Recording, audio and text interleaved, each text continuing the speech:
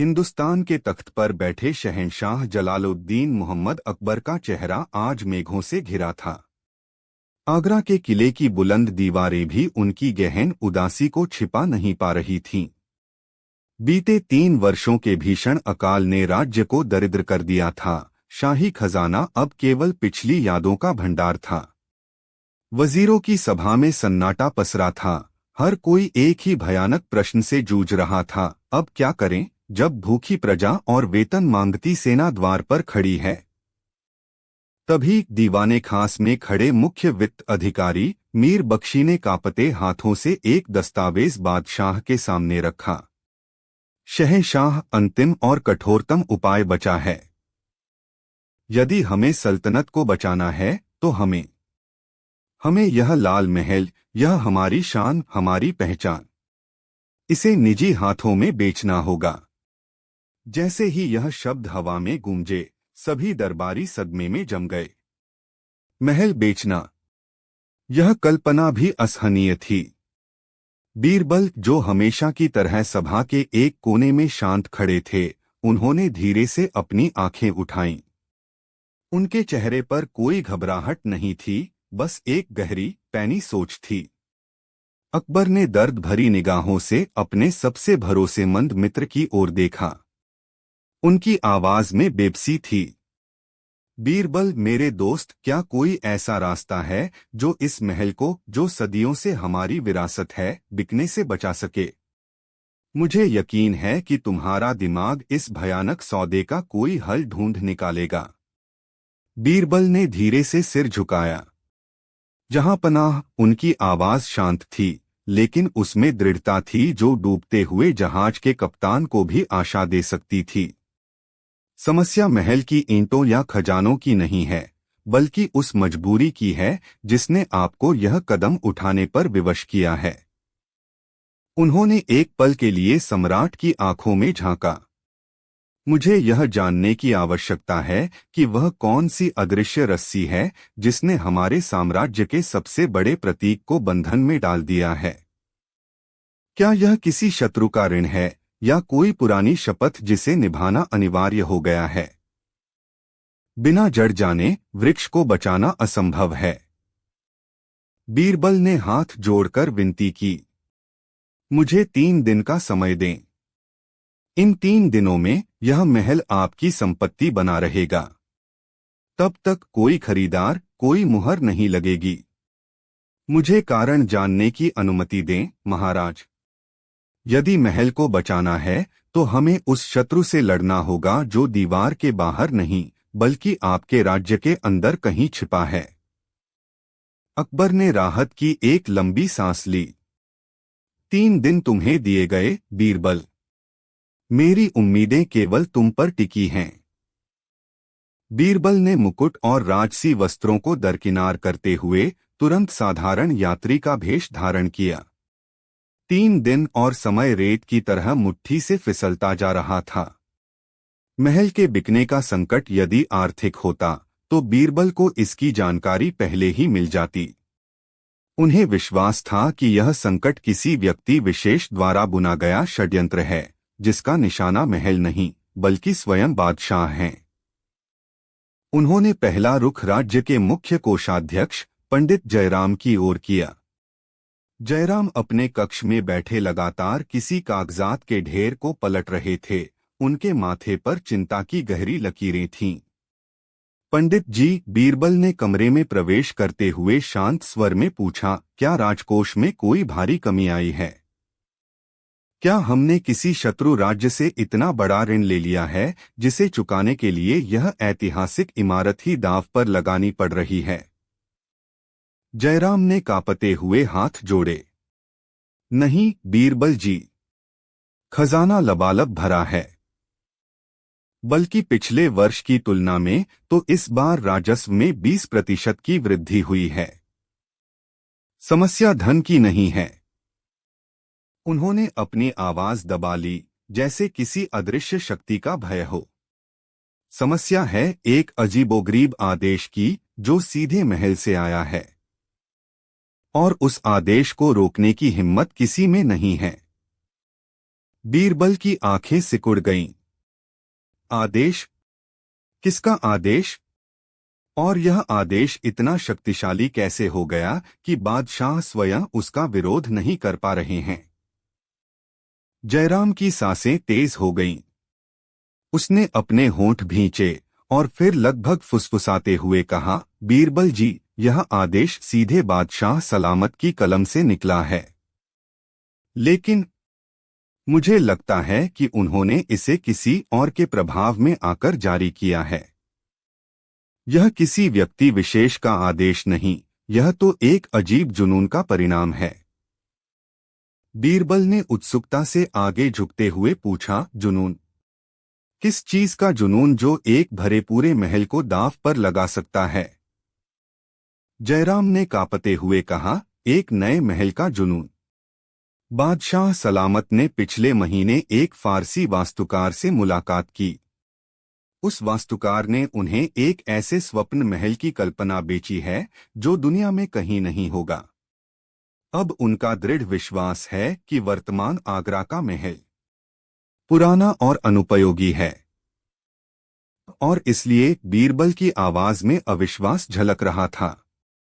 और इसलिए जयराम ने आंखों में आंसू लिए कहा, फरमान यह है कि इस वर्तमान महल के केंद्रीय दीवानयाम की सभी संगमरमरी फर्श और दीवारों में जड़े कीमती पन्ना, रूबी और नीलम उखाड़ लिए जाएं। उन्हें बेचने का आदेश है ताकि नए स्वप्न महल के लिए कच्चा माल और जमीन खरीदी जा सके। काम कल सुबह शुरू हो जाएगा। बीरबल ने कुर्सी पर सीधा होते हुए कहा, क्या वह वास्तव में अपनी विरासत को पत्थरों के लिए बेच रहे हैं? यह तो पागलपन की हद है। उन्होंने दीवार की नक्काशी को देखा। यह कैसा सपना है जो वर्तमान को नष्ट करके शुरू होता है?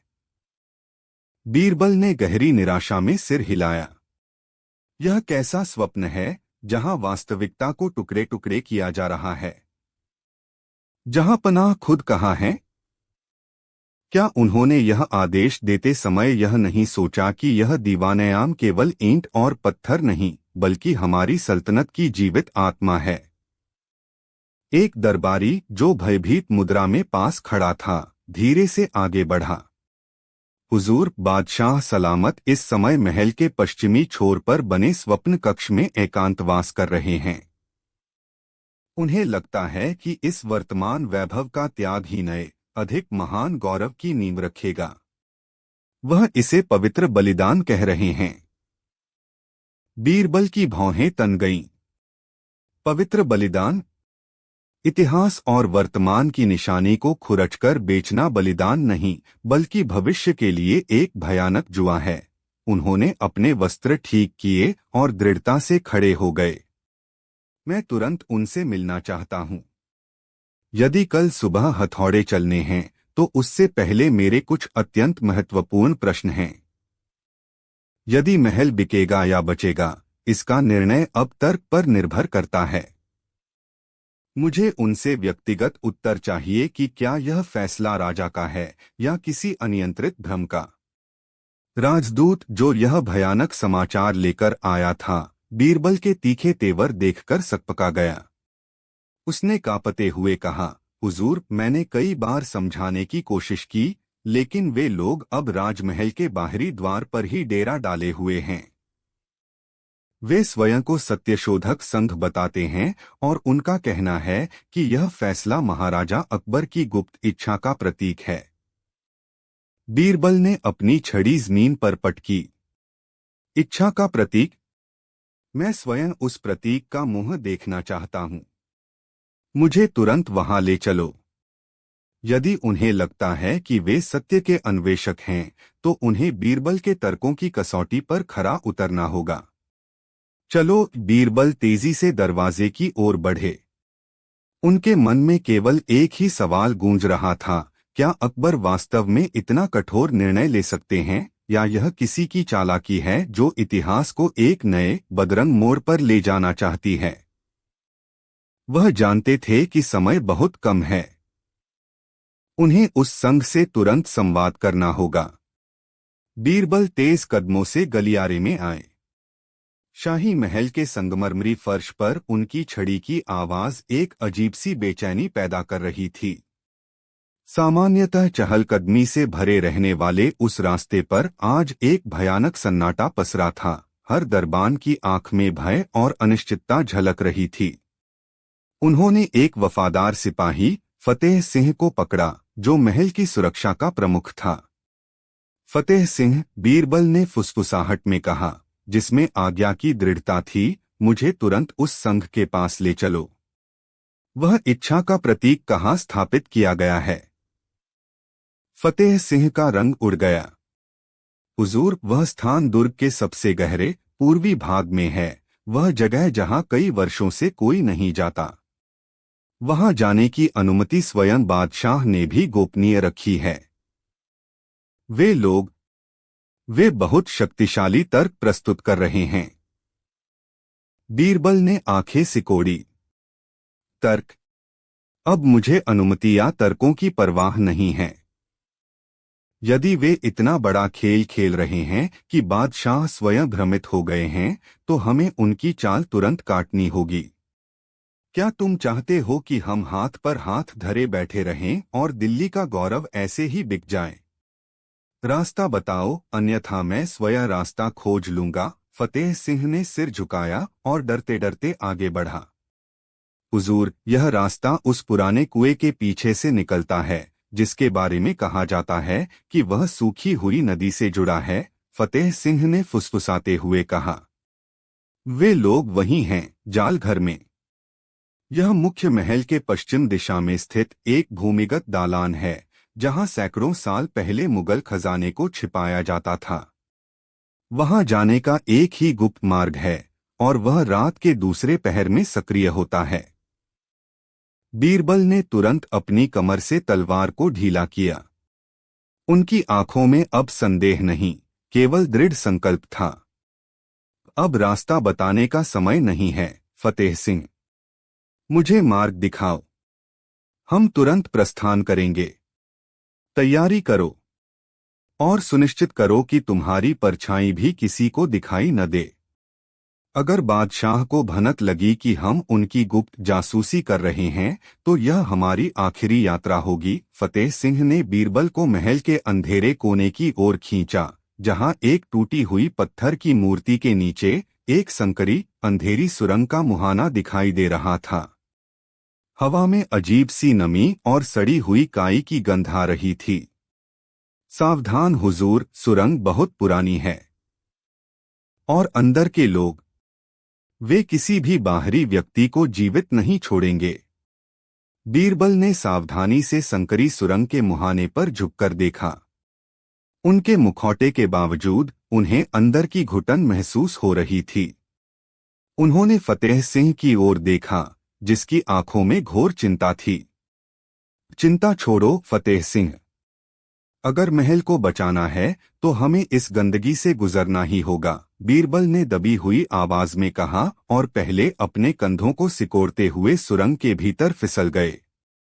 सुरंग इतनी तंग थी कि उन्हें पेट के बल रेंगना पड़ा। हर इंच पर पुरानी सड़ी हुई काई उनके कपड़ों और हाथों को छू रही थी। मिट्टी उनके नाखूनों में भर गई। कुछ देर रेंगने के बाद उन्होंने महसूस किया कि हवा थोड़ी हल्की हुई है।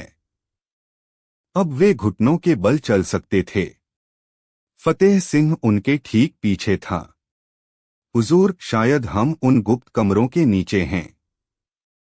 ध्यान से, मैंने यहां किसी के चलने की आहट सुनी है। आगे की ओर थोड़ी सी पीली टिमटिमाती रोशनी दिखाई दी। उस रोशनी के साथ ही बीरबल के कानों में पत्थरों के टकराने की धीमी लयबद्ध आवाज आई, जैसे कोई गुप्त संकेत दे रहा हो। वे अब महल के उस हिस्से में थे जहां से सत्ता के सबसे काले षड्यंत्र रचे जाते थे। बीरबल ने तुरंत फतेह सिंह को रुकने का संकेत दिया। वे तीनों एक भीगी हुई ठंडी दीवार के साये में दुबक गए। रोशनी का स्रोत एक छोटी सी दरार थी, जो शायद दो बड़े पत्थरों के बीच जानबूझकर छोड़ी गई थी। बीरबल ने अपनी पगड़ी का एक किनारा जमीन पर रखा और धीरे से उस दरार की ओर खिसके। उनकी सांसें धीमी हो गईं। जब उन्होंने झांका तो उनके चेहरे पर घोर आश्चर्य और क्रोध के मिश्रित भाव उभरे। कमरे के केंद्र में जमीन पर महल की विस्तृत योजनाएं, ब्लूप्रिंट्स फैली हुई थीं। 6 नकाबपोश व्यक्ति गहरे रंग के कपड़े पहने उन योजनाओं पर झुके हुए थे। वे किसी विशिष्ट दरवाजे या गुप्त मार्ग पर उंगली रख रहे थे। और सबसे चौंकाने वाली बात यह थी कि उन नकाबपोशों का नेतृत्व कोई और नहीं बल्कि दरबार का सबसे भरोसेमंद और शक्तिशाली स्तंभ वजीर आजम खुसरो कर रहा था। उसके हाथ में एक छोटा सा हथौड़ा था जिससे वह पत्थर पर धीमी गुप्त ताल दे रहा था, वही लयबद्ध संकेत जो उन्होंने अभी सुना था।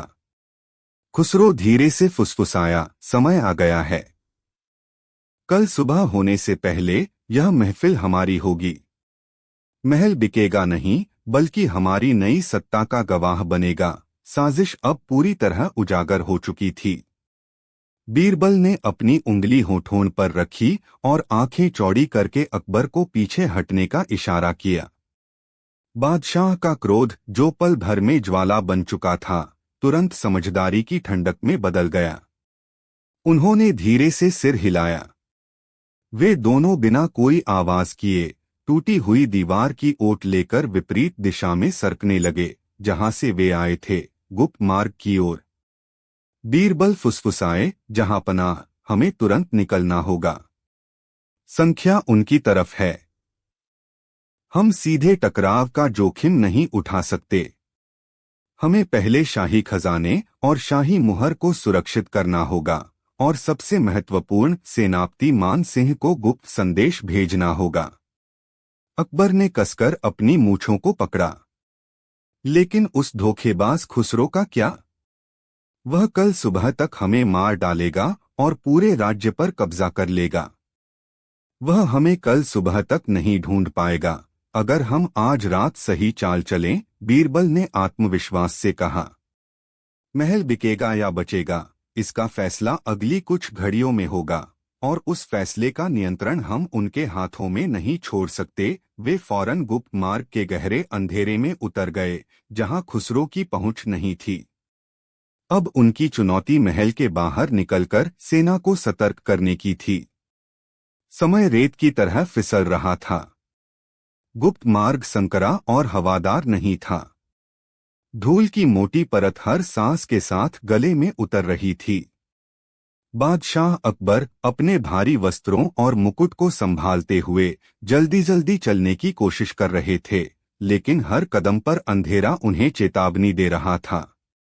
अकबर ने हांफते हुए फुसफुसाया, बीरबल, क्या यह रास्ता सीधा बाहर निकलता है? हमें महल की दीवारों के पार पहुंचने में कितना समय लगेगा? खुसरो अब तक पागल हो रहा होगा, वह हर कोने की तलाशी लेगा। बीरबल ने अपनी मशाल की लौ को नियंत्रित करते हुए जवाब दिया, जहांपनाह, यह रास्ता हमें सीधे उद्यान की बाहरी सीमा तक ले जाएगा। समय मुश्किल से आधा पहर है। लेकिन असली खतरा महल में नहीं बल्कि उन गद्दारों में है जो बाहर तैनात होंगे। हमें उनसे बचना होगा और वफादार सेनापतियों तक संदेश पहुंचाना होगा। महल बिकेगा या बचेगा, यह इस बात पर निर्भर करेगा कि हम कितनी चतुराई से उस बिकने वाले माहौल में अपनी बचाने वाली योजना को लागू करते हैं। अकबर ने अपनी कमर कस ली। लेकिन हमारी सेना क्या कर रही होगी? उन्हें तो सतर्क रहना चाहिए था। वे तभी सतर्क होंगे, जहांपनाह, जब उन्हें पता चलेगा कि उनका बादशाह जिंदा है, न कि खुसरो की झूठी घोषणाओं पर यकीन करेंगे। बीरबल ने दृढ़ता से कहा। बस थोड़ा और। प्रकाश की एक हल्की रेखा दिखाई दे रही है। वह प्रकाश रेखा, बीरबल ने फुसफुसाते हुए कहा, एक साधारण दिखने वाला मिट्टी का दिया है जिसे हमने वर्षों से जलाए रखा है। जहांपनाह, हमें अब भेस बदलना होगा। मैंने एक योजना बनाई है। महल के पश्चिमी द्वार के पास एक पुराना मोची बैठता है। वह वर्षों से हमारी सेवा में है, लेकिन किसी को संदेह नहीं है। अकबर ने उत्सुकता से पूछा, क्या तुम उस पर इतना भरोसा कर सकते हो? अगर वह पकड़ा गया तो हमारी सारी योजना मिट्टी में मिल जाएगी। यह सब कुछ बिक जाएगा, बीरबल। वह मोची नहीं महाराज, वह मेरी आंखें और कान है। बीरबल ने अपनी जेब से एक मैला कुचैला कुर्ता और फटी पगड़ी निकालते हुए कहा। संदेश को एक फटे जूते की एड़ी में छिपाया जाएगा। लेकिन इससे पहले कि हम वहां पहुंचें, हमें इन पुरानी भूमिगत सुरंगों से गुजरना होगा। खुसरो ने हर मार्ग पर अपने जासूस बिठाए हैं। आपको एक आम दरबारी की तरह नहीं, बल्कि एक साधारण नागरिक की तरह दिखना होगा। एक ऐसा नागरिक जिसे देखकर किसी को यह सवाल करने की हिम्मत न हो कि महल बिकेगा या बचेगा। अब समय आ गया है, जहांपना। हमें तुरंत निकलना होगा। अकबर ने बिना एक पल गवाए बीरबल द्वारा दिए गए वस्त्र पहन लिए। उनके चेहरे पर शाही रौब की जगह अब एक साधारण यात्री की दृढ़ता थी। चलो बीरबल, अब हम अपनी पहचान नहीं, अपनी चतुराई बेचेंगे। बीरबल ने दीवार पर बनी एक अदृश्य नक्काशी को छुआ और एक भारी पत्थर का पट खुल गया। अंदर घोर अंधेरा था, जिसमें हवा का बहाव लगभग नगण्य था। पुरानी मिट्टी और सीलन की तेज गंध ने उनके नथुनों को भर दिया। हमें चुप्पी साधनी होगी, जहांपनाह, बीरबल फुसफुसाए। उनकी आवाज अंधेरे में भी सतर्क थी। खुसरो के कान हर जगह हैं। अकबर ने सिर हिलाया। एक सम्राट जो कुछ देर पहले तक पूरे हिंदुस्तान का भाग्य लिखता था, अब एक संकरी भूमिगत सुरंग में बीरबल के पीछे चलने को विवश था। उनके मन में अजीब सा संघर्ष चल रहा था, बाहर राजसी वैभव और अंदर जीवन का खतरा। उन्होंने बीरबल के कंधे को थपथपाया और आगे बढ़े। जैसे ही उन्होंने पहले फिसलन भरे कदम रखे, अकबर को महसूस हुआ कि यह सिर्फ एक सुरंग नहीं है, बल्कि वह पतली डोर है जिस पर उनके विशाल साम्राज्य का भविष्य लटका है। क्या यह अंतिम प्रयास महल बिकेगा के उत्तर को नहीं बचेगा में बदल पाएगा? उन्हें भरोसा था बीरबल की बुद्धिमत्ता पर और अपनी खुद की हिम्मत पर। सुरंग में हवा बेहद भारी थी, उसमें पुरानी धूल और मिट्टी की तीखी नमी का मिश्रण था। टॉर्च की रोशनी सिर्फ कुछ कदम आगे तक ही अंधेरे को काट पा रही थी। बीरबल ने झुककर रास्ता टटोला, क्योंकि कभी कभी उन्हें संकरी जगह से रेंगकर निकलना पड़ रहा था। बीरबल अकबर की फुसफुसाहट दीवारों से टकराकर लौट आई, जिसमें थोड़ी घबराहट थी। यह रास्ता कहाँ जाता है? क्या हम किसी सुरक्षित गुप्त निकास की तलाश में हैं, या कहीं हम सीधे दुश्मन के बनाए जाल में तो नहीं घुस रहे हैं? बीरबल ने अपनी गति धीमी किए बिना जवाब दिया, जहांपनाह, हर महान महल की नींव में एक राज छिपा होता है। यह सुरंग हमें उस राज तक ले जाएगी जहां धन और सत्ता के बीच का भेद मिटता है। अगर हमें महल को बचाना है तो हमें पहले उसकी आत्मा को समझना होगा। अचानक उनके जूते के नीचे कुछ फिसला। वह एक बड़ा चिकना पत्थर था जिसने आगे की राह को लगभग अवरुद्ध कर दिया। बीरबल ने टॉर्च को ऊपर उठाया। सुरंग की छत खतरनाक ढंग से नीचे झुक रही थी। आगे का रास्ता सिर्फ एक व्यक्ति के लिए सिकुड़ रहा था। बादशाह अकबर का चेहरा चिंता से भर गया। टॉर्च की रोशनी में उनके माथे पर पसीने की बूंदें चमक रही थीं। बीरबल, उन्होंने फुसफुसाते हुए कहा, उनकी आवाज में अधीरता थी। यह कैसी विपदा है? रास्ता केवल एक व्यक्ति के लिए बचा है। क्या तुम चाहते हो कि मैं इस अंधेरी दमघोंटू खाई में अकेला जाऊं, या तुम जाओगे?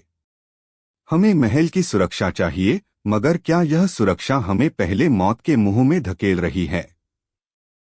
उत्तर दो, क्या हम यहाँ महल को बचाने आए हैं या इस भयानक जाल में फंसने? बीरबल ने बिना हिचके जवाब दिया। उनकी आंखें चमक रही थीं। जहांपनाह, डर और साहस के बीच केवल एक पतली रेखा होती है, और यह संकरा रास्ता वही रेखा है। महल तभी बिकेगा जब उसका रखवाला साहस छोड़ देगा। आप निश्चिंत रहें, मैं पहले जाता हूं। उन्होंने अपनी कमर से एक छोटी सी कुल्हाड़ी निकाली और झुककर उस संकरे रास्ते में प्रवेश किया। उनकी पीठ दीवार से रगड़ रही थी। यह दीवारें हमें रोक नहीं सकती, ये केवल हमारी दृढ़ता की परीक्षा ले रही हैं। बीरबल ने सावधानी से अगला कदम रखा, लेकिन जैसे ही उनका वजन जमीन पर पड़ा, एक भयानक गड़गड़ाहट की आवाज आई। अचानक दीवार की चिकनी सतह पर लोहे के पतले सरिये तेजी से बाहर निकल आए, ठीक बाघ के पंजों की तरह। सतर्क रहिएगा, जहां पनाह, बीरबल चिल्लाए। उन्होंने तुरंत अपनी छोटी कुल्हाड़ी उठाई और उस सरिये पर पूरी ताकत से वार किया जो उनके चेहरे की ओर आ रहा था। धातु से धातु टकराई और चिंगारियां निकलीं। अकबर, जो ठीक उनके पीछे थे, चौंक गए। यह क्या है बीरबल? हमने सोचा था कि हम बस चल रहे हैं, लेकिन यह तो मौत का नाच है। बीरबल ने बड़ी फुर्ती से एक और वार को रोका। उनकी सांस फूल रही थी। यह जाल केवल शरीर को नहीं, मन को भी तोड़ता है। वे चाहते हैं कि हम पीछे हट जाएं। लेकिन याद रखिए, जहां पनाह, इन दीवारों की असली ताकत हमारी घबराहट में है। रास्ता खुला है, पर खतरा हर सांस के साथ बढ़ रहा है। हमें तेज होना होगा। वे झुककर सरियों की मार से बचते हुए आगे बढ़ने लगे। रास्ता थोड़ा चौड़ा हुआ, लेकिन ठीक बीच में जमीन पर एक गहरा, तेल से भरा गड्ढा था। अकबर अचानक रुक गए। उनकी आंखें उस चिपचिपे, गहरे गड्ढे को घूर रही थीं। तेल की तीखी गंध पूरे रास्ते में फैल गई थी। ऐसा लग रहा था मानो किसी ने काली, चिकनी नदी को बीच रास्ते में ही जमा दिया है। अकबर ने निराशा में सिर हिलाया। अब और कितनी चालें बाकी हैं, बीरबल? पहले सरिये, अब यह फिसलने वाला नरक। अगर हम यहां फिसले तो जलने में देर नहीं लगेगी। क्या इस जगह को बनाने वाले ने हमारी बुद्धि को शून्य मान लिया है? बीरबल ने बड़ी सावधानी से एक छोटा पत्थर उठाया और उसे तेल में फेंक दिया। पत्थर तुरंत डूब गया। जहां पनाह, उन्होंने हमारी बुद्धि को शून्य नहीं माना है, बल्कि हमारी जल्दबाजी पर दांव लगाया है। हमें यह सवाल पूछना होगा, जब महल की नींव डगमगा रही हो, तब क्या हमें तुरंत महल बेचने की तैयारी करनी चाहिए या पहले नींव को बचाना चाहिए? अकबर ने गहरी सांस ली। महल हमेशा बचाना पड़ता है, बीरबल। डर से भागना समाधान नहीं है। तो फिर, बीरबल ने मुस्कुराते हुए कहा, हम पार करेंगे। लेकिन हम छलांग नहीं लगाएंगे। हम उस अदृश्य पुल को खोजेंगे जो उन्होंने हमारी आंखों के सामने छुपा रखा है। उन्होंने गड्ढे के दोनों किनारों पर ध्यान केंद्रित किया। बीरबल घुटनों के बल बैठ गए और गड्ढे के बिल्कुल किनारे की मिट्टी को छूने लगे। मिट्टी सूखी और भुरभुरी थी, लेकिन किनारों पर कुछ अनपेक्षित रूप से बिखरा हुआ था, लकड़ी के महीन बुरादे और कुछ टूटी हुई रस्सियों के छोटे टुकड़े। उन्होंने अकबर की ओर देखा, जिनकी भौहें तन चुकी थीं। जहां पनाह, बीरबल ने फुसफुसाते हुए कहा, पुल यही है, बस उन्होंने इसे शून्य का भ्रम देकर ढक दिया है। हमारे विरोधी ने हमें डराने के लिए गड्ढा तो खोदा, लेकिन उन्हें इस बात का ध्यान नहीं रहा कि इस कार्य में लगे मजदूर जल्दबाजी में कुछ सबूत छोड़ गए। उन्होंने अपनी पगड़ी से एक लंबी, पतली छड़ी निकाली और उसे धीरे से गड्ढे के उस पार फेंकने की बजाय बीच में ही टिकाने की कोशिश की। छड़ी हवा में कुछ दूरी तय करके अचानक गड्ढे के मध्य में कहीं अटक गई। वह छड़ी नीचे नहीं गिरी, बल्कि दृढ़ता से टिकी रही। उन्होंने इसे छुपाने के लिए ऊपर से सिर्फ धूल और रेत डाली है, बीरबल बोले। यह अदृश्य पुल लकड़ी के मजबूत तख्तों का है, जिसे सिर्फ हमारी आंखें पार करने से डर रही हैं, क्योंकि हम तुरंत छलांग लगाना चाहते थे। यह उनकी रणनीति थी, डर के कारण जल्दबाजी। अकबर ने सिर हिलाया। तो हम छड़ी पर दबाव डालकर देखेंगे कि यह भ्रम कितना गहरा है। अकबर ने सावधानीपूर्वक अपनी तलवार की नोक से उस जगह को कुरेदना शुरू किया जहां छड़ी टिकी थी। बीरबल पीछे खड़े होकर आंखें गड़ाए हुए थे। रेत और धूल की परत आसानी से हट गई और जल्द ही नीचे दबा हुआ मोटा चौड़ा काला लकड़ी का तख्ता स्पष्ट दिखाई देने लगा। वह लकड़ी किसी भी तरह से पुरानी या कमजोर नहीं थी, वह दृढ़ता और मजबूती का प्रतीक थी। यह तख्ता सिर्फ एक हिस्से को सहारा नहीं दे रहा, बीरबल फुसफुसाए, बल्कि यह पूरा का पूरा मजबूत पुल है। इसे इस तरह से बनाया गया है कि अगर कोई जल्दबाजी में कूदने की कोशिश करे तो वह फिसलकर किनारे की नकली मिट्टी में गिर जाए। अकबर ने तलवार वापस म्यान में रखी और धीरे से उस तख्ते पर पहला कदम रखा। हल्का सा दबाते ही तख्ते ने कोई प्रतिक्रिया नहीं दी। यह दृढ़ था। उन्होंने यह सोचकर हमें यहां फंसाने की कोशिश की थी कि हम अदृश्य को अनदेखा करके केवल दृश्य खतरे पर ध्यान देंगे, बादशाह बोले। पर अब बीरबल, असली परीक्षा यह है, इस पुल को पार करने के बाद हमें किस तरह के धोखे का सामना करना पड़ेगा। बीरबल ने सम्मानपूर्वक सिर झुकाया। जहां पनाह, धोखे की प्रकृति उस व्यक्ति के डर पर निर्भर करती है जिसने इसे रचा है। यदि शत्रु को लगता है कि हम जल्दबाजी में हैं, तो वह विलंबकारी जाल, डिलेइंग ट्रैप्स, बिछाएगा। यदि उसे पता है कि हम धैर्यवान हैं, तो वह हमारी आंखों पर भरोसा करने की गलती करवाएगा। उन्होंने पुल के बीचों बीच पहुंचकर सामने मौजूद विशाल लोहे के द्वार की ओर इशारा किया। द्वार इतना भारी लग रहा था कि उसे तोड़ना असंभव था।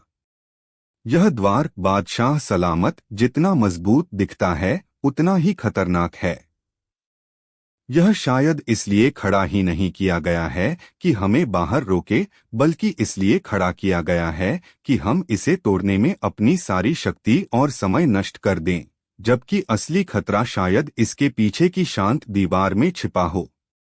अकबर ने गहरी दृष्टि से द्वार को निहारा। उनकी भौहें तन गईं।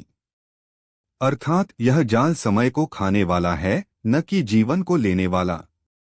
बीरबल, शायद दुश्मन जानता है कि जल्दबाजी में लिया गया हर फैसला अंततः गलती ही साबित होता है, और इस किले का असली मालिक न तो यह महल बेचेगा न इसे बचाएगा। यह चाहता है कि हम थककर खुद ही हार मान लें।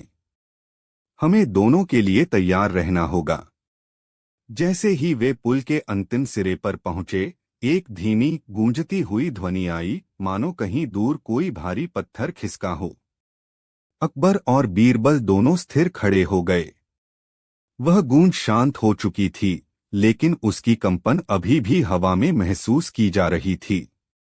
अकबर ने अपनी तलवार की मूठ को कस लिया। क्या यह कोई चेतावनी थी, बीरबल? या फिर यह हमारे सामने एक नया मार्ग खोल रही है? बीरबल ने झुककर नीचे की चिकनी काली पत्थर की सतह को छुआ। जहां पनाह, शायद यह दोनों है। यह महल खुद अपनी सुरक्षा कर रहा है। उस ध्वनि का स्रोत, मुझे लगता है, हमारे पीछे से आया था। जैसे ही हमने पुल पार किया, शायद प्रवेश मार्ग स्थायी रूप से बंद हो गया है। इससे पहले कि अकबर कुछ कहते, उनके ठीक सामने किले की मुख्य दीवार का एक बड़ा खंड अचानक अंदर की ओर धंसने लगा, जिससे अंदर एक संकीर्ण और अंधेरी सुरंग का प्रवेश द्वार खुल गया। सुरंग से पुरानी मिट्टी और नमी की बास आ रही थी, जो सदियों से बंद पड़ी थी। अब उनके सामने केवल एक ही रास्ता था, आगे बढ़ना। अकबर ने बीरबल की ओर देखा। तो अब कहाँ, महामंत्री? इस अंधेरे रास्ते में क्या हम शिकारी हैं या शिकार? बीरबल ने अपनी कमर में बंधे कपड़े के थैले से एक छोटी तांबे की डिबिया निकाली, जिसमें तेल और बत्ती रखी थी। उन्होंने धीमे से दिए को जलाया। कांपती हुई पीली रोशनी ने सुरंग के मुहाने पर पड़े अजीबोगरीब नक्काशीदार पत्थरों को उजागर किया, जो देखने में किसी प्राचीन लिपि के अक्षर लग रहे थे। जहां पनाह, बीरबल ने शांति से कहा, शिकार बनने से पहले हमें शिकारी की आंख हासिल करनी होगी। और इस घुप अंधेरे में दिए की यह छोटी सी लौही हमारी आंख है। अकबर ने अपनी तलवार की मूठ कस ली। लेकिन यह मार्ग, यह साधारण रास्ता नहीं लगता बीरबल। यह हमें कहाँ ले जाएगा? यह हमें सच्चाई की ओर ले जाएगा जहांपना। यह महल बिकेगा या बचेगा? इस प्रश्न का उत्तर इसी अंधेरी गहराई में छिपा है, बीरबल ने जवाब दिया। हवा की गति बता रही है कि यह सुरंग काफी गहरी है और नीचे की ओर जा रही है। हम आगे बढ़ते हैं।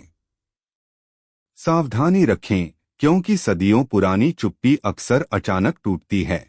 यह कहकर बीरबल ने दिए को उठाया और साहसपूर्वक सुरंग के संकरे प्रवेश द्वार में पहला कदम रखा।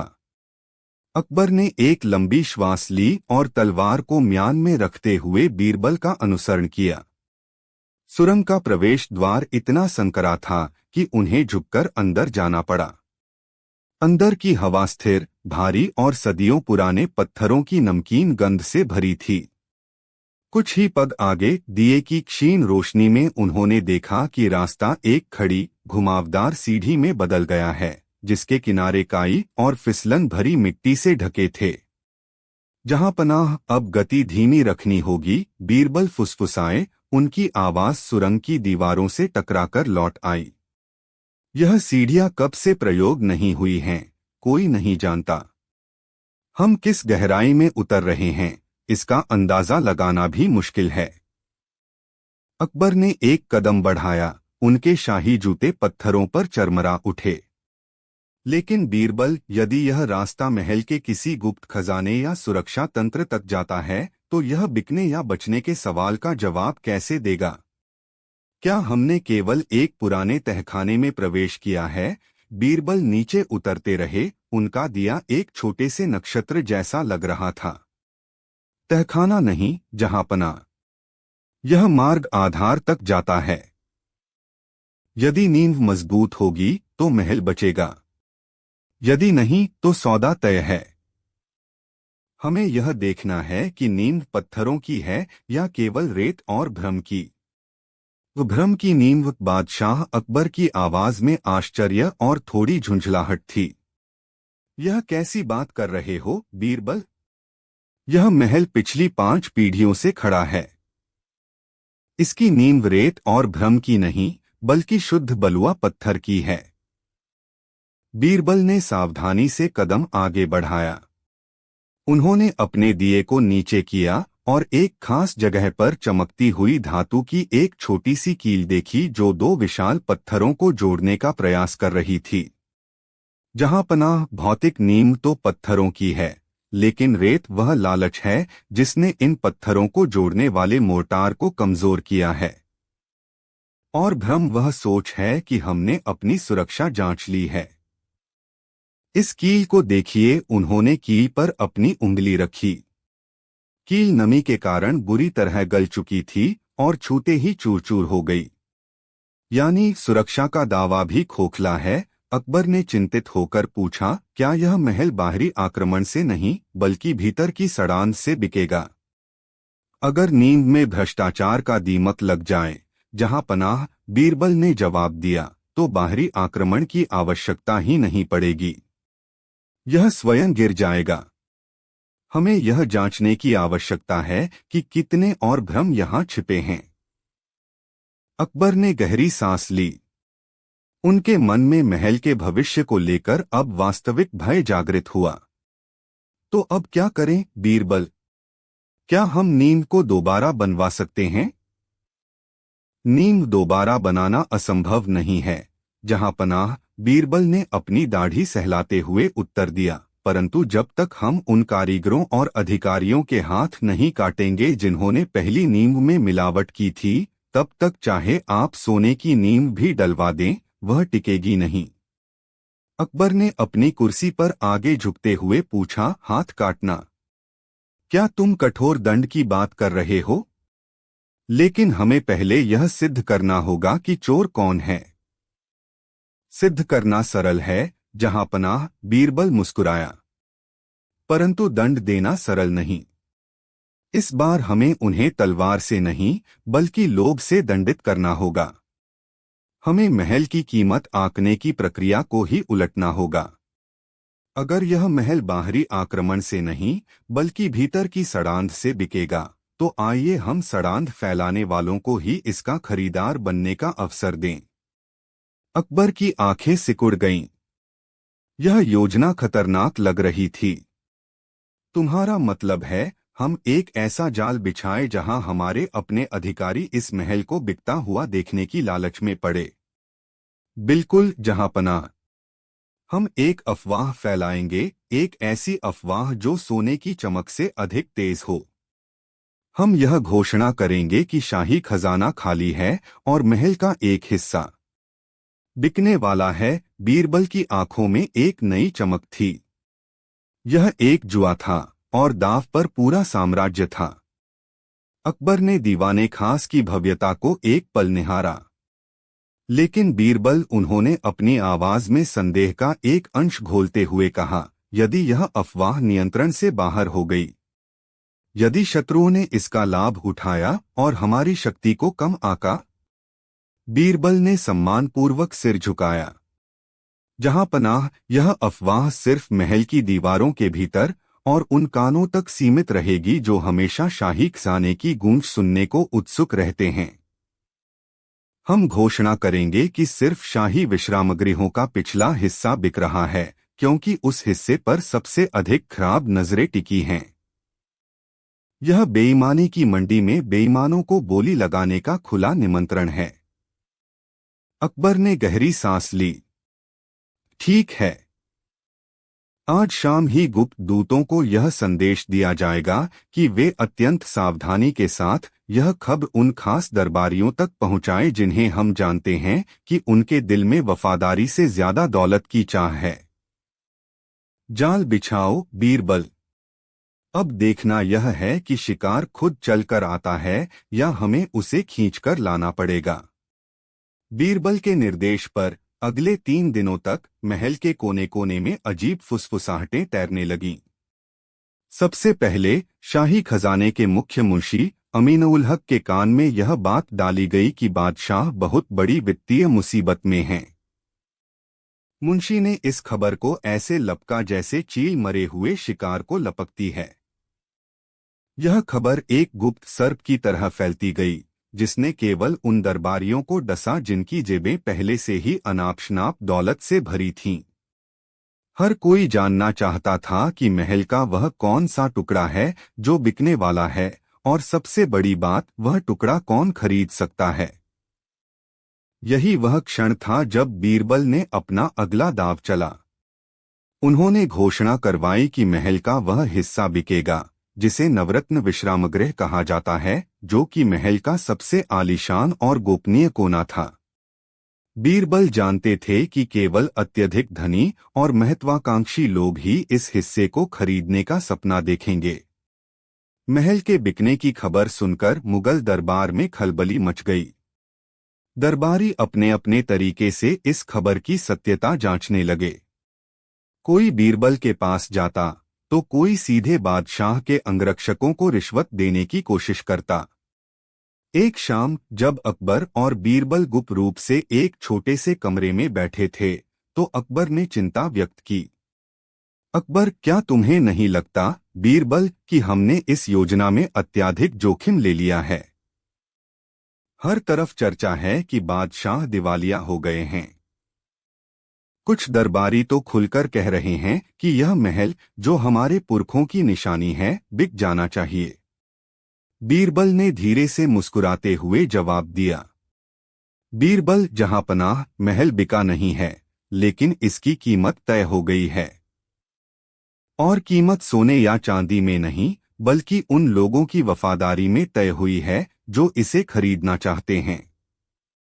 आप देखेंगे महल के बिकने की खबर सुनकर कौन लोग खुश हुए हैं और कौन लोग चिंतित।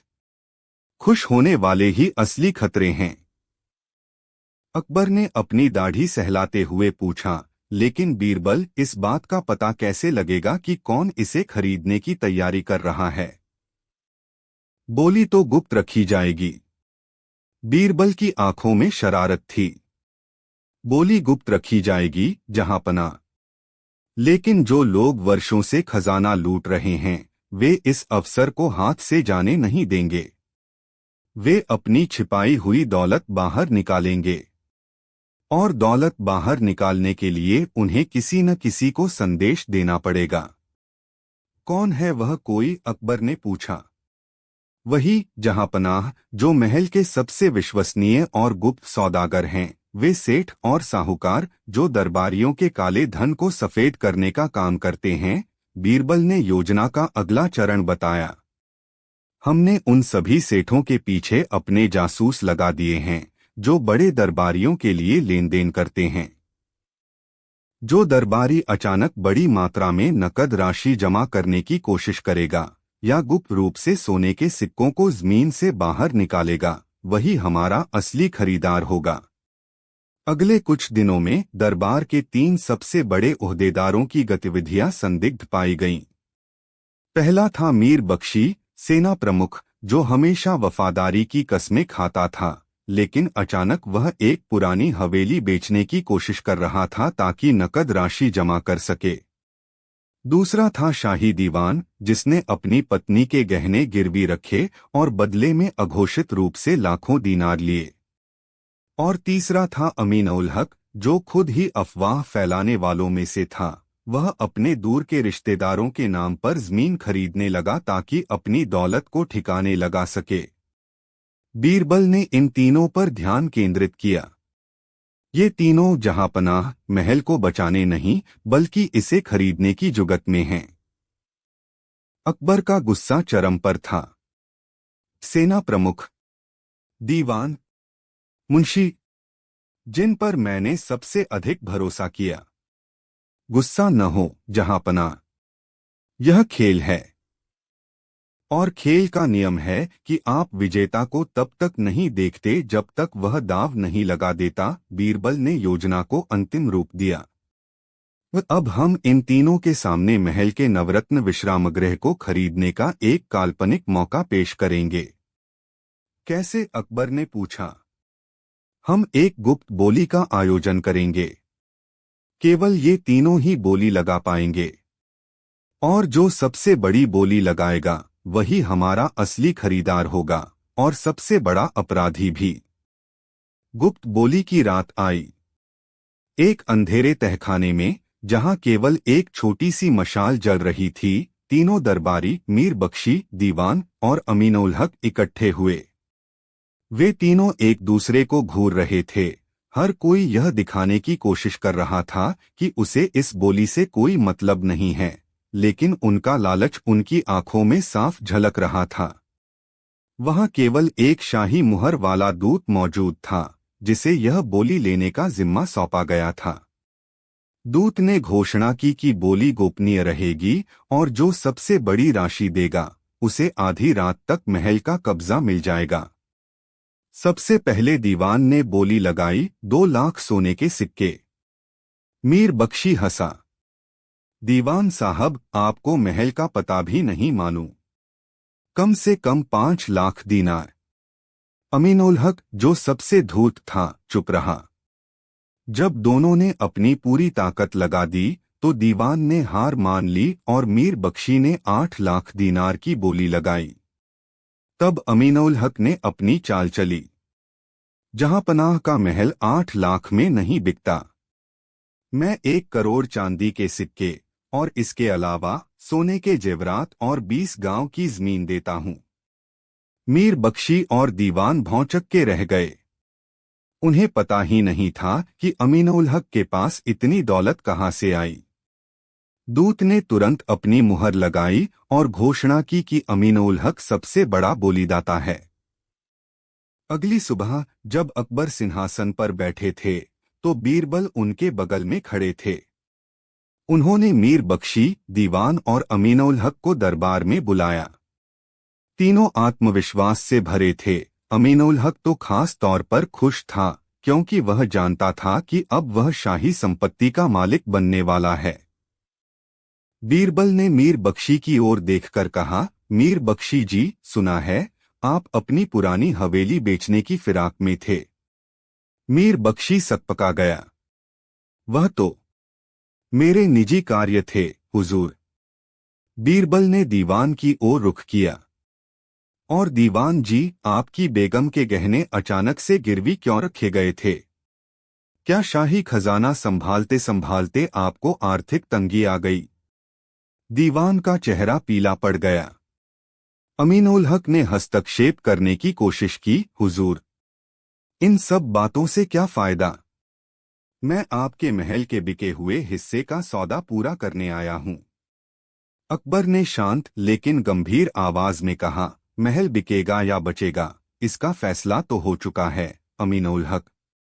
अकबर, तुम्हारी क्या राय है? बीरबल, जिस व्यक्ति ने एक ही रात में इतनी दौलत जुटा ली हो, क्या वह ईमानदार हो सकता है? बीरबल, जहांपनाह, वह ईमानदार नहीं हो सकता, लेकिन वह खरीदार जरूर है। उसने सिर्फ महल का एक हिस्सा नहीं खरीदा है, उसने अपनी पूरी बेईमानी का सबूत खरीद लिया है। यह दौलत उसी खजाने की है जिसे यह इतने सालों से लूट रहा था। अकबर ने अपने सिपहसालारों को इशारा किया।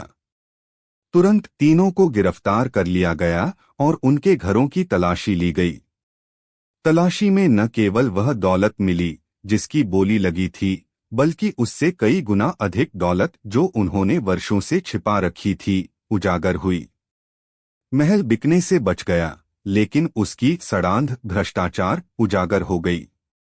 महल की घटना के बाद दरबार में शुचिता और ईमानदारी का माहौल कायम हुआ। लेकिन अकबर के मन में अभी भी एक विचार चल रहा था। एक शाम जब वे बीरबल के साथ टहल रहे थे तो उन्होंने पूछा, अकबर, बीरबल, तुमने कहा था कि महल बिकेगा या बचेगा, इसका फैसला हो चुका है। जब तुमने योजना बनाई थी तो क्या तुम्हें यकीन था कि महल बच जाएगा? बीरबल ने हंसते हुए उत्तर दिया, जहांपनाह, जब मैंने यह योजना बनाई थी तब मैं जानता था कि महल जरूर बचेगा। क्योंकि महल भौतिक नहीं है, यह तो न्याय और धर्म का प्रतीक है। महल को तभी बेचा जाता है जब बादशाह की नीयत बिक जाए, और आपकी नीयत पर कोई कीमत नहीं लगाई जा सकती। अकबर बहुत प्रसन्न हुए। उन्होंने बीरबल को गले लगाया और कहा, तुमने सिर्फ महल नहीं बचाया बीरबल, तुमने मेरी आंखें खोली हैं। लेकिन कहानी यहां खत्म नहीं हुई। दरबारियों को सजा देने के बाद एक नया संकट सामने आया। जब शाही खजाना फिर से भर गया तो उन क्षेत्रों से विद्रोह की खबरें आने लगीं जहां नए कर लगाए गए थे। लोगों का कहना था कि बादशाह ने गरीबों को और दबाना शुरू कर दिया है। यह एक नई परीक्षा थी जो यह साबित करने वाली थी कि क्या केवल महल को भ्रष्टाचार से मुक्त करना ही काफी है, या न्याय को समाज के हर स्तर तक ले जाना जरूरी है। बीरबल की नई चुनौती, बीज और महल। बीरबल एक बार फिर अकबर के सामने खड़े हुए।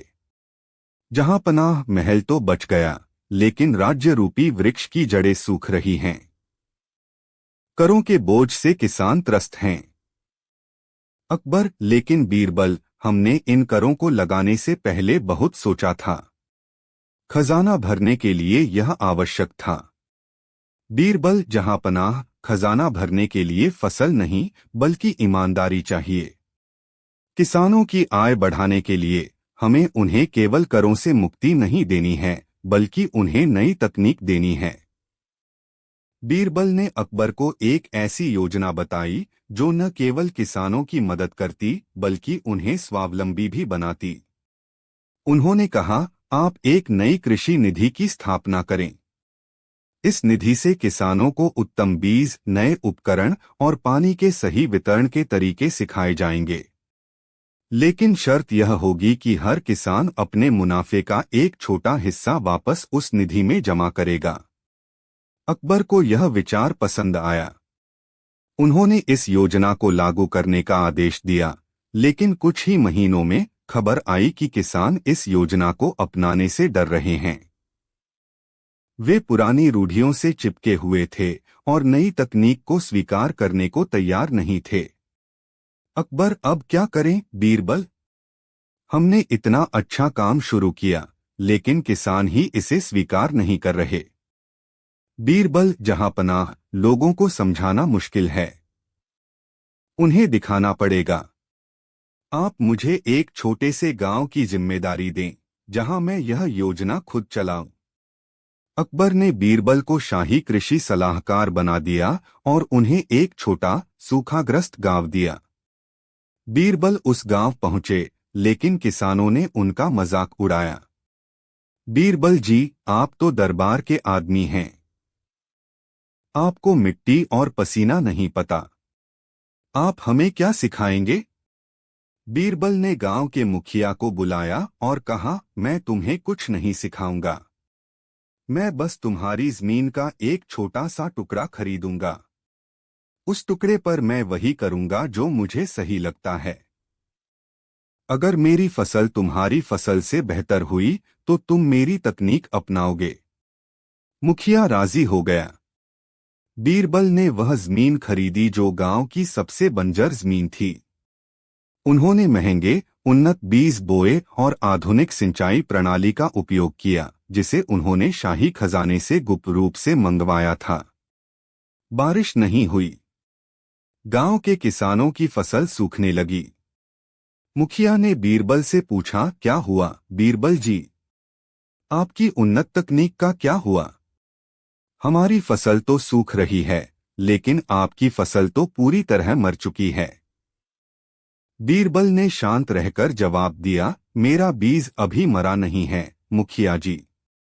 वह बस सो रहा है। वह इंतजार कर रहा है। मैंने जिस तकनीक का उपयोग किया है, वह प्रकृति को धोखा नहीं देती, बल्कि उसे सम्मान देती है। अकबर को जब यह खबर मिली तो वह चिंतित हुए। उन्होंने बीरबल को वापस बुलाने के लिए दूत भेजा। दूत ने अकबर के सामने सवाल उठाया, जहां पनाह, क्या बीरबल का सोया हुआ बीज एक नई मूर्खता है? उनका खेत पूरी तरह बंजर हो चुका है। अकबर ने गहरी सांस ली। बीरबल कभी मूर्खता नहीं करते। अगर उन्होंने कहा है कि बीज सो रहा है तो इंतजार करो। मुझे पूरा यकीन है कि वह महल की तरह ही इस फसल को भी बचा लेगा।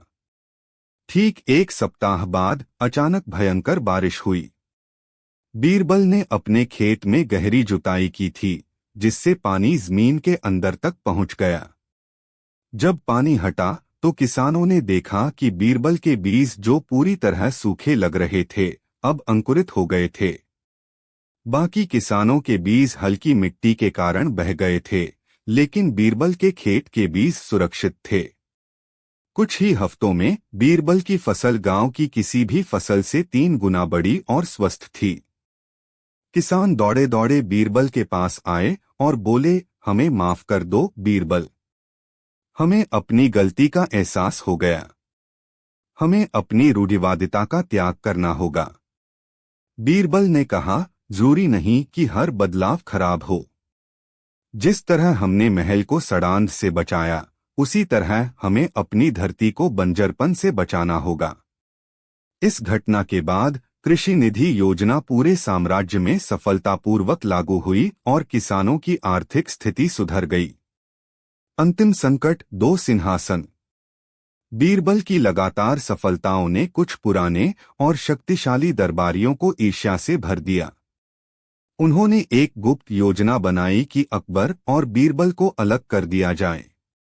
इन दरबारियों ने एक नया अफवाह फैलाया कि बीरबल खुद बादशाह बनना चाहते हैं। एक दरबारी, जिसका नाम फजल खान था, अकबर के पास गया और फुसफुसाया, जहां पनाह, बीरबल हर काम में आपसे आगे निकल रहे हैं। उन्होंने महल बचाया, उन्होंने फसल बचाई। अब तो लोग कहने लगे हैं कि असली बादशाह तो बीरबल हैं। अकबर ने इस बात को नजरअंदाज करने की कोशिश की, लेकिन फजल खान लगातार जहर घोलता रहा। और जहां पनाह, फजल खान ने आगे कहा, बीरबल ने गुप्त रूप से अपने लिए एक नया सिंहासन बनवाया है। यह सिंहासन आपके सिंहासन से अधिक ऊंचा और भव्य है। यह सुनकर अकबर का धैर्य जवाब दे गया। अपने सिंहासन पर किसी और की नजर, वह भी बीरबल की, यह बात उन्हें गहरी चोट पहुंचा गई। अकबर, बीरबल को तुरंत दरबार में हाजिर करो। जब बीरबल आए तो अकबर ने सीधा सवाल किया, बीरबल, क्या तुमने अपने लिए एक नया सिंहासन बनवाया है? मेरे सिंहासन से भी ऊंचा। बीरबल मुस्कुराए। हाँ जहांपनाह, मैंने बनवाया है। अकबर को बहुत दुख हुआ। उन्होंने कहा, तुमने मेरा विश्वास तोड़ा। तुमने महल को बचाने के बाद भी सत्ता के लालच में पड़ गए। मैं तुम्हें देश निकाला देता हूं। बीरबल ने कोई तर्क नहीं दिया। उन्होंने चुपचाप अकबर को सलाम किया और चले गए। बीरबल के जाने के बाद दरबार में फजल खान और उसके साथियों की खुशी का ठिकाना नहीं था। उन्हें लगा कि अब वे बिना किसी रोक-टोक के राज कर सकते हैं। एक सप्ताह बाद अकबर ने बीरबल को याद करना शुरू कर दिया। दरबार में कोई भी समझदारी की बात नहीं करता था और हर छोटी समस्या भी बड़ी लगने लगी थी। अकबर ने फजल खान को बुलाया और कहा, मुझे बीरबल का वह नया सिंहासन देखना है। तुमने कहा था कि वह मेरे सिंहासन से ऊंचा है। फजल खान घबरा गया क्योंकि उसने झूठ बोला था, लेकिन उसने तुरंत झूठ को सच बनाने की कोशिश की।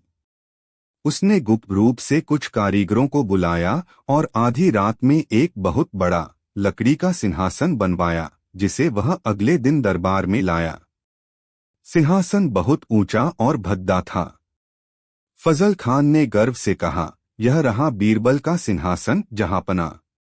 उसने इसे आपके सिंहासन पर राज करने के लिए बनवाया था। अकबर ने सिंहासन को देखा। यह जरूर ऊंचा था, लेकिन उसमें कोई कारीगरी या भव्यता नहीं थी। तभी अकबर को एक विचार आया। वह बीरबल के घर गए। घर खाली था। बीरबल का सारा सामान जा चुका था। अकबर ने फजल खान से पूछा, बीरबल की आखिरी निशानियां क्या हैं?